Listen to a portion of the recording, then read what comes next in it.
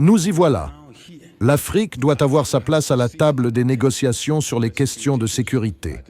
On ne peut pas parler de l'Afrique sans nous. Comment pouvez-vous prendre en compte notre situation, nos préoccupations et nos problèmes? Comment pouvez-vous décider à notre place? Il faut prendre cela au sérieux. Nous voulons que l'Afrique soit traitée de la même manière en ce qui concerne le coût du capital, le prix de cette ressource précieuse qu'est le capital. Il n'y a aucune raison que les mêmes entreprises paient moins cher ailleurs. Nous payons plus cher en Afrique. Et au final, on dit que l'Afrique est inefficace. Je ne suis pas d'accord. Nous ne sommes pas d'accord, car une partie de ces coûts est liée au coût du capital. L'Afrique se portera mieux lorsqu'elle sera mieux organisée, avec un pays qui commerce le moins avec lui-même.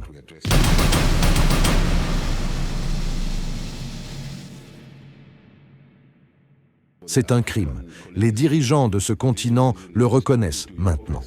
Et je pense qu'il est important que nous nous attaquions à ce problème. Mais pour mes collègues africains ici présents, ce président s'adresse à vous afin que nous puissions délibérément accroître les investissements intra-africains. Des Tanzaniens qui investissent en Zambie et vice-versa, des Mozambicains qui investissent au Mozambique et en Zambie. Idem pour les Ghanéens. Je pense qu'une réforme en profondeur s'impose.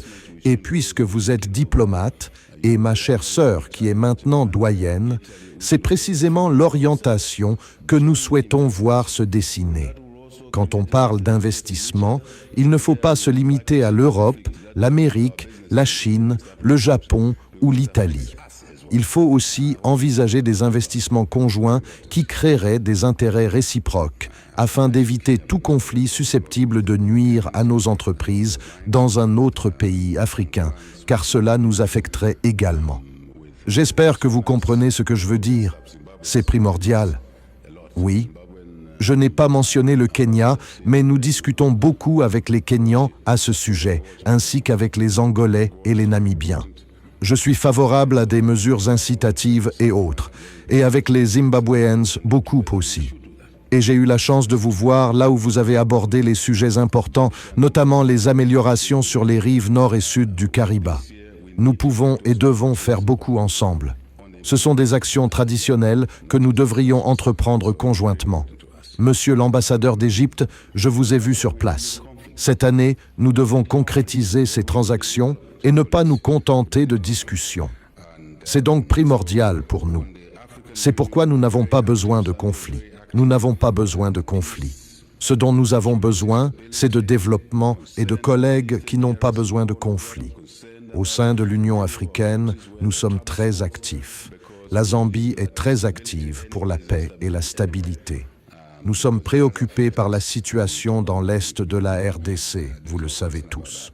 Nous sommes préoccupés par nombre de nos pays où des tensions persistent, car nous pensons que l'instabilité, où qu'elle soit, est une instabilité pour tous. Elle nous affecte tous. Et nous parlons de renforcer notre coopération. Cela ne fait aucun doute. Nous savons tous aujourd'hui que même les conflits mondiaux, loin du continent africain, nous affectent tous, par le biais du commerce, des migrations, y compris les migrations non nécessaires, et d'autres facteurs encore. C'est pourquoi je pense qu'il est essentiel de poursuivre notre collaboration. Avant de mentionner l'engagement de notre pays dans le domaine africain et la réforme de l'Union africaine, je tiens à préciser qu'après cette réunion, je rencontrerai le président Ruto et quelques-uns de nos collègues chargés d'examiner la réforme de l'Union africaine elle-même. Il ne s'agit pas seulement de réformes au sein de nos pays respectifs. Le fonctionnement de cette instance de concertation ne m'est pas étranger. Je suis donc ici pour exprimer notre préoccupation quant à certaines de nos actions sur le continent et pour souligner notre collaboration afin d'étudier les possibilités de réforme de l'Union africaine. Cela implique également des réformes au sein de la SADC, de ses autres communautés, la communauté d'Afrique de l'Ouest et de l'Afrique du Nord. Je pense que ce sont là les fondements de cette réforme. Mais en tant que nation, nous sommes moteurs de réforme. Nous affirmons donc également que des réformes internes sont nécessaires. Des réformes au niveau de l'UE sont nécessaires pour parvenir à une complémentarité totale. Il nous faut une convergence des actions communes à entreprendre à l'échelle nationale et continentale. Monsieur le haut-commissaire du Kenya, nous avons une réunion ce matin. Le président Ruto y participe. Nous y aborderons notamment la réforme de l'architecture financière mondiale et plus particulièrement la question du coût du capital que l'Afrique doit payer plus cher que tout autre continent. Nous le déplorons. Ce n'est pas une pratique commerciale saine. Nous souhaitons que l'Afrique soit traitée de la même manière que les autres continents en ce qui concerne le coût du capital, la valorisation de cette ressource essentielle qu'est le capital. Il n'y a aucune raison que les mêmes entreprises paient moins cher ailleurs et que nous payions plus cher en Afrique. Pour ensuite en conclure que l'Afrique est inefficace, je ne suis pas d'accord. Nous ne partageons pas cet avis, car une partie de ces coûts est liée au coût du capital. Voilà le genre de questions que nous abordons. Nous souhaitons approfondir ce sujet, comme je l'ai mentionné, en évoquant le commerce et l'investissement. Mais si nous augmentons le coût des affaires en Afrique, ce qui est directement lié à la fixation du coût du capital, nous devons y remédier. Nous souhaitons observer une hausse des volumes, des chiffres d'affaires et des marges. Je pense que le coût du capital, les marges et les écarts sont excessifs.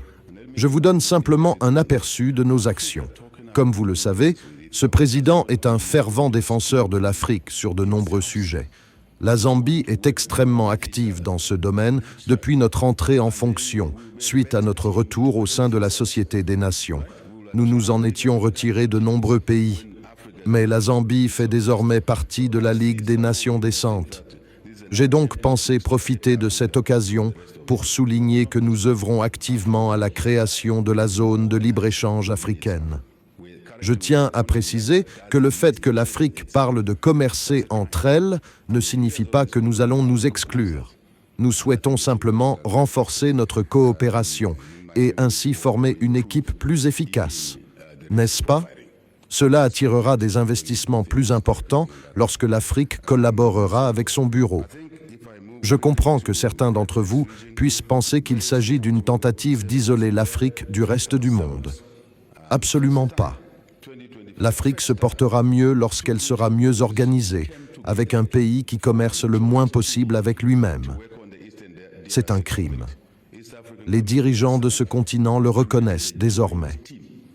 Et je pense qu'il est important que nous nous attaquions à ce problème afin d'améliorer globalement le profil de risque de ce continent si nous agissons correctement.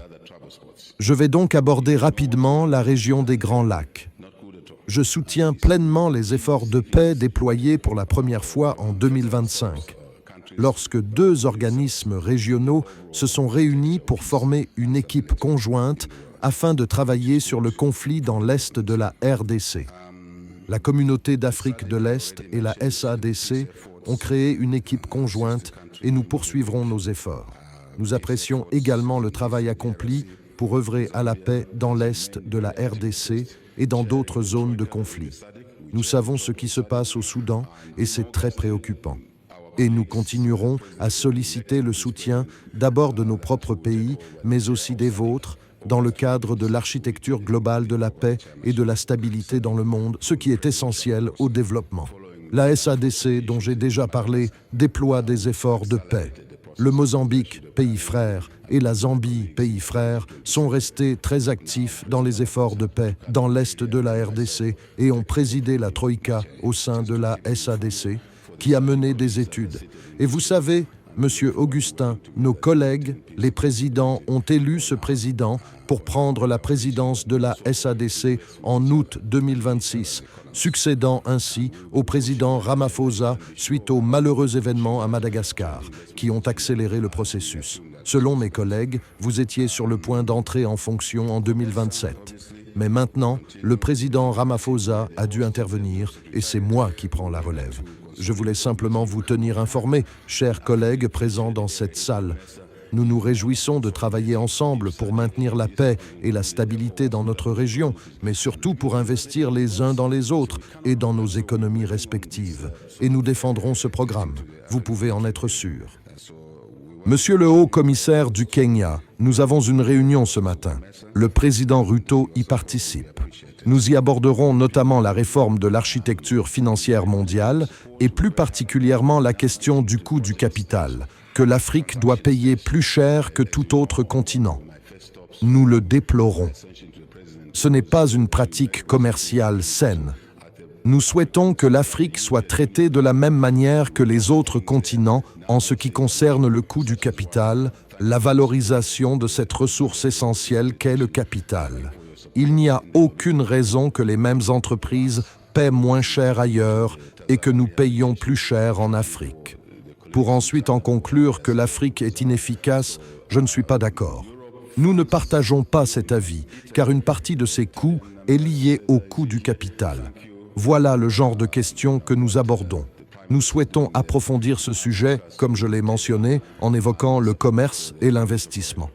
Mais si nous augmentons le coût des affaires en Afrique, ce qui est directement lié à la fixation du coût du capital, nous devons y remédier. Nous souhaitons observer une hausse des volumes, des chiffres d'affaires et des marges. Je pense que le coût du capital, les marges et les écarts sont excessifs. Je vous donne simplement un aperçu de nos actions. Comme vous le savez, ce président est un fervent défenseur de l'Afrique sur de nombreux sujets. La Zambie est extrêmement active dans ce domaine depuis notre entrée en fonction, suite à notre retour au sein de la Société des Nations. Nous nous en étions retirés de nombreux pays, mais la Zambie fait désormais partie de la Ligue des Nations décentes. J'ai donc pensé profiter de cette occasion pour souligner que nous œuvrons activement à la création de la zone de libre-échange africaine. Je tiens à préciser que le fait que l'Afrique parle de commercer entre elles ne signifie pas que nous allons nous exclure. Nous souhaitons simplement renforcer notre coopération et ainsi former une équipe plus efficace, n'est-ce pas? Cela attirera des investissements plus importants lorsque l'Afrique collaborera avec son bureau. Je comprends que certains d'entre vous puissent penser qu'il s'agit d'une tentative d'isoler l'Afrique du reste du monde. Absolument pas. L'Afrique se portera mieux lorsqu'elle sera mieux organisée, avec un pays qui commerce le moins possible avec lui-même. C'est un crime. Les dirigeants de ce continent le reconnaissent désormais. Et je pense qu'il est important que nous nous attaquions à ce problème afin d'améliorer globalement le profil de risque de ce continent si nous agissons correctement. Je vais donc aborder rapidement la région des Grands Lacs. Je soutiens pleinement les efforts de paix déployés pour la première fois en 2025 lorsque 2 organismes régionaux se sont réunis pour former une équipe conjointe afin de travailler sur le conflit dans l'est de la RDC. La Communauté d'Afrique de l'Est et la SADC ont créé une équipe conjointe et nous poursuivrons nos efforts. Nous apprécions également le travail accompli pour œuvrer à la paix dans l'est de la RDC et dans d'autres zones de conflit. Nous savons ce qui se passe au Soudan et c'est très préoccupant. Et nous continuerons à solliciter le soutien d'abord de nos propres pays, mais aussi des vôtres, dans le cadre de l'architecture globale de la paix et de la stabilité dans le monde, ce qui est essentiel au développement. La SADC, dont j'ai déjà parlé, déploie des efforts de paix. Le Mozambique, pays frère, et la Zambie, pays frère, sont restés très actifs dans les efforts de paix dans l'est de la RDC et ont présidé la Troïka au sein de la SADC, qui a mené des études.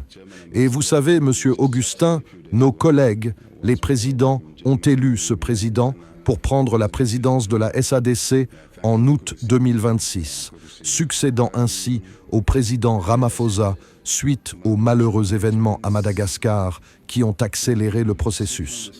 Selon mes collègues, vous étiez sur le point d'entrer en fonction en 2027. Mais maintenant, le président Ramaphosa a dû intervenir et c'est moi qui prends la relève. Je voulais simplement vous tenir informés, chers collègues présents dans cette salle.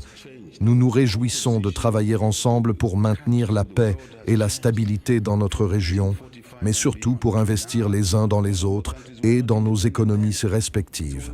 Et nous défendrons ce programme, vous pouvez en être sûr. Nous vous sommes tous reconnaissants. Oui, Monsieur l'ambassadeur d'Allemagne, nous discutions justement il y a quelques jours. bienvenue. Allemagne, Namibie, Ghana, ma sœur a grandi au Ghana. Merci. Ravi de vous revoir. Ravi de vous revoir. Britannique, engagements multilatéraux. Lorsque nous sollicitons votre soutien à tous au sein de l'UE et du Conseil de sécurité de l'ONU, l'Afrique doit y être représentée. Au Conseil de sécurité, nous ne pouvons pas nous contenter de ressasser les mêmes sujets. Veuillez transmettre à vos capitales le message suivant. Le monde a changé.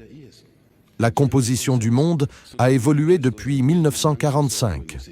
La plupart de nos pays n'étaient pas indépendants à l'époque et nous étions donc exclus.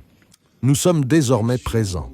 L'Afrique doit siéger à la table des discussions sur les questions de sécurité.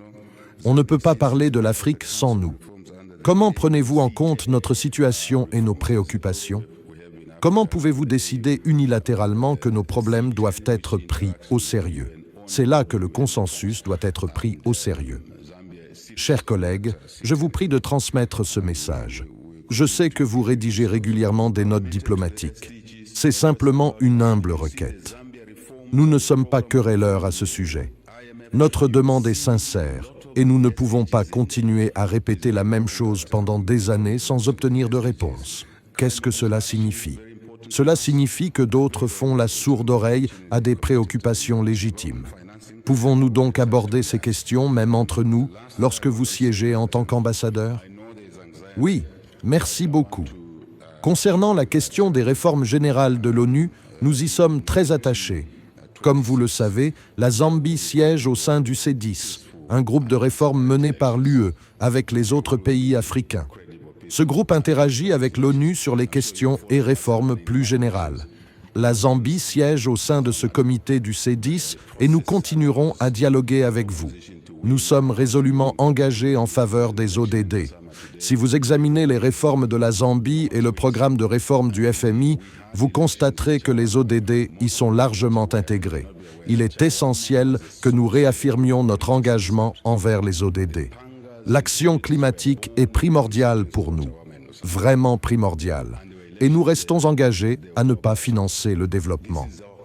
Qu'avez-vous abordé à ce sujet? Enfin, je tiens à dire que je sais qu'il y a de l'inquiétude, mais je tiens à vous assurer qu'en 2026, il y aura des élections crédibles, pacifiques et transparentes. Je suis sûr que vous suivez l'actualité électorale. La victoire n'est pas le plus important, mais le processus permet à l'opposition de gagner, permet aux partis au pouvoir de remporter une élection. Et parce qu'aujourd'hui, quel que soit le vainqueur, la démocratie triomphe. Nous avons eu des élections, etc. Mais la plupart d'entre vous ne le savent peut-être pas, mais cela a été une source de colère en politique dans ce pays. Les conflits politiques sont nés au sein même de leurs électeurs. De plus, je suis innocent quant à ces élections. Il n'y a pas eu d'effusion de sang. C'est un engagement pour la paix, la sécurité, la stabilité, les finances publiques et notre propre pays. Ainsi, nous n'exportons pas nos problèmes vers d'autres pays. Je pense que cela fonctionne comme ça. La paix et la stabilité ne s'obtiennent pas par les élections, qu'elles soient ou non. Nous devons y veiller. Nous tenons donc à vous assurer que vous n'avez pas à vous préoccuper outre mesure des élections de 2026. Nous n'envisageons pas, comme Washington, d'être mêlés à vos jeux géopolitiques. Nous sommes trop petits, trop occupés à nous occuper des écoliers pour nous asseoir à des bureaux. Vous êtes assis par terre. Ne nous impliquez pas dans ces problèmes. Préservez simplement la paix dans le monde. C'est à vous, les grandes puissances, qu'il incombe d'assurer la paix, la sécurité et la stabilité mondiale, et nous pouvons tous en bénéficier. Mais si vous nous mêlez à cela, vous exercez des pressions inutiles sur nous. Je suis à Pékin, je ne suis pas contre Washington, nous ne sommes pas contre Londres, nous ne sommes pas contre Bruxelles, nous ne sommes pas contre Berlin, nous agissons pour le bien commun, nous voulons faire des affaires sans craindre les plaintes de Pékin. Nous faisons de véritables affaires avec Stockholm, de véritables affaires, en toute conscience. Notre objectif commun est de faire croître notre économie, de créer des emplois et des opportunités commerciales, et d'augmenter les revenus. Comme vous pouvez le constater, L'inflation de janvier est retombée à 9,4%. Ce sont là nos priorités. Réduire le coût des affaires pour pouvoir développer notre activité. Je tenais à le souligner une fois de plus en ce début d'année 2026. Nous comprenons les problèmes entre vous, mais rendons notre monde plus sûr. Je tiens à confirmer que la Zambie adhère à un ordre international fondé sur des règles, afin que même les petits pays soient protégés. La Zambie adhère à un ordre mondial fondé sur des règles. Ainsi, en tant que nation, nous ne pouvons pas prévoir ce qui se passera. L'incertitude qui nous entoure aujourd'hui est une source de préoccupation. Veuillez transmettre ce message à vos capitales afin que nous puissions faire mieux en tant que communauté mondiale.